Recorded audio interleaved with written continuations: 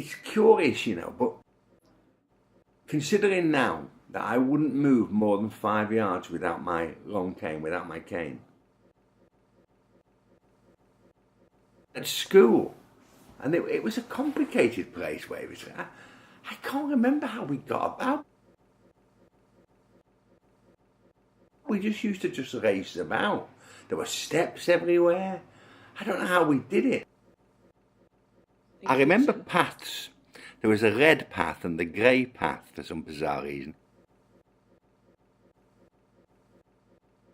It's funny how often there are colour signatures in places where everybody's blind. When I went to school, Wavertree, nothing was provided. My parents were expected to provide me with a braille machine. Imagine that. We'd have breakfast, and that would be about 7:30, 8. Meals were a bit of a harrowing time, really, because if you didn't like things, you had to eat them. So if you knew that something on the next breakfast was horrible, you'd start to get frightened of it the night before, say. Assembly, I always remember we had that.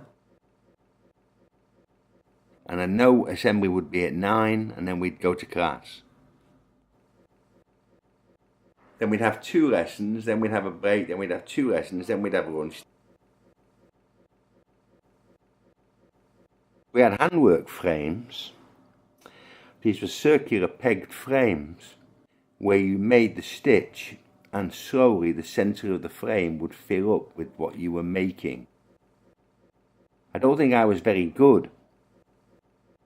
I actually made rugs later on in life with a little kind of screwdriver thing called a ratchet. I wasn't very good at that either. Our headmistress, when I arrived, was cruel. People were caned. I don't remember being caned. I remember being beaten by the headmistress, but I don't remember being, later on being caned.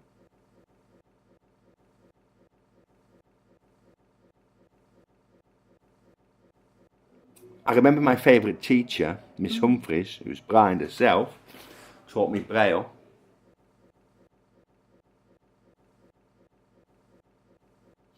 And I remember her reading a book to us, Red Cap Runs Away, which is about a boy in Roman times.